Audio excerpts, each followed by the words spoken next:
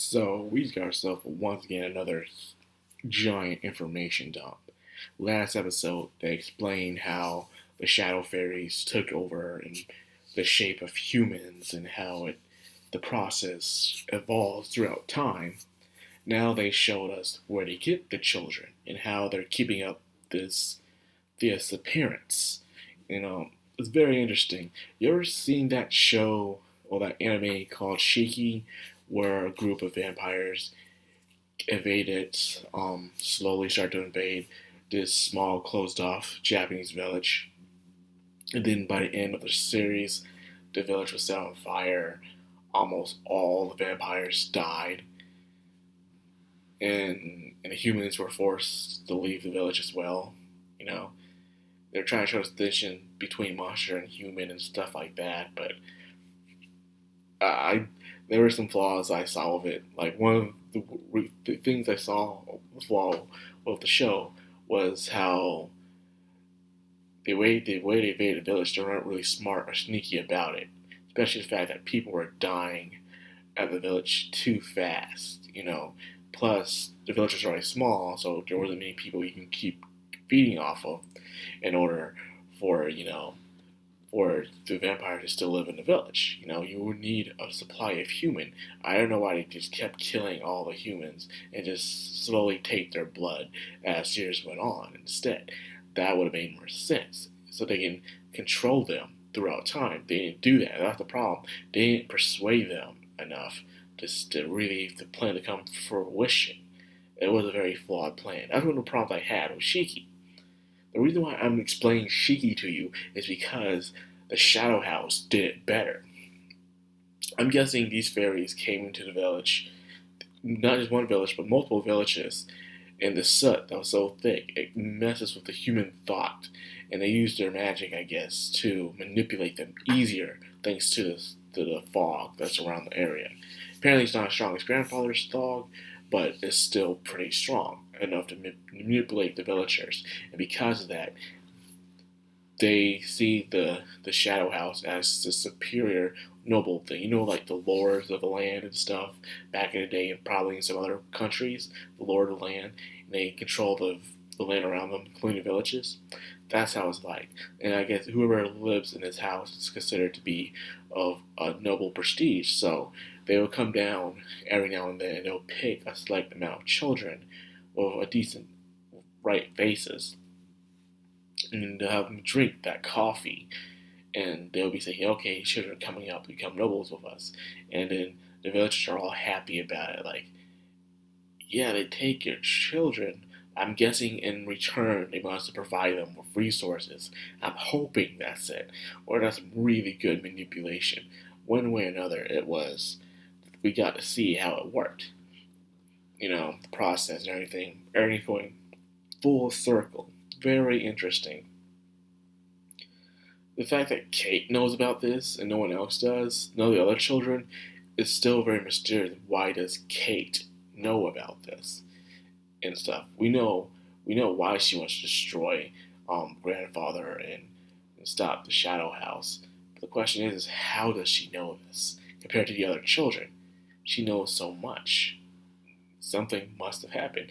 My guess is she probably had a living doll before and something happened. Because she was called a failure, so something must have happened. She must have had a living doll before. Or she probably escaped the Shadow House before. Who knows? But anyways, let's get back to what happened with Miliko. The reign of torture that she had to go through. Miliko wasn't acting the way she was. She wasn't feeling sorry for what happened to Rum. But instead, she just brushed it off, saying, well, it matters is serving the Shadow House. So she got to go dig into her place, in Miliko's room. And Miliko stores everything. She keeps everything. She's a hoarder and stuff. And turns out a piece of information that happened in the past episode helps out now. When I think it was Rosemary was suffering from soot sickness. She had to drink tons of water in order to get the soot out. So, for someone like Meliko, she had to sit there. Imagine you're sitting there and someone is ordering you to drink water. lots and lots of water. So much water to the point that you puke it all out. This reminds me of that meme. It's called Bad Memes Turn Wholesome. And it's one where this anime girl, she's probably from hentai or something, and she looks exhausted. She's like, it's like, please don't eat Chan. I can't drink any more water. And then there's a picture of Shaggy saying, um, I'm worried about your HQ intake. Please drink some more just for me. It's like it's because a lot of people, believe it or not, don't drink the right amount of water a day. You know, some people probably drink a cup of water and that's it. But you're actually supposed to sometimes drink 3 or 4 bottles of water sometimes, or even more than that. Depends how big the bottles are too. But anyway, so she's drinking water, but she drank so much amount of water at the same time, but she starts puking it out, also puking out the soot that was inside of her, that was manipulating her. And now she is free from it, able to cry for So, that's when she told her, yeah, you're a human, you're not a living dog, you're a human, you're being lied to the entire time, this place is a prison. So, even after all that, she ends up missing, because Edward, I guess, has a plan. So who does she go to first? She goes to, surprisingly, John. And here's John, just sitting in this place. We all thought he sent her a very important message. I guess it's important to him, but not to the plot. I guess the message is saying, please come to his room if you accept the engagement. So she didn't come to the room for that. She came to the room because Milako was missing, and she even told John as well about what's going on. Now, how John did was completely different. There's nothing John's fist can't solve. Car's broken, let John punch it. The well's dried up, let John punch it. Anything John punches, things will work again. You keep punching it until it works. I gotta love John. Even some of the reviewers actually love John. His character is very passionate, expressive, and because of that, people just enjoy John when he's on screen. He's like a boy version of Milako, just like her, when we really think about it. So you have to feel sorry sometimes for Kate, but some of Kate really enjoys it, where Sean has to constantly scold him. So when he was told the truth by Kate and realizes, yeah, Sean is acting different, the point where Sean is wearing his glasses, he's too obedient, and no matter what mistakes John makes, Sean never questions them. So he had to beat the crap out of Sean in order to happen. And when he kept fighting Sean started fighting back. So meaning it was working. So I guess Kate was shocked about that, how it worked. Like, okay, gotta beat the crap out of someone. Gotta catch his hands. Anyways, now we move on to the next plot where they see Louise, who also activate her soot power. Her soot power is different. Instead of it being physical, like, like Kate's and John's, her soot power is actually able to control people. When she whispers the soot into their body, she can control people, So this is why Louise is top quality shadow master, in a way.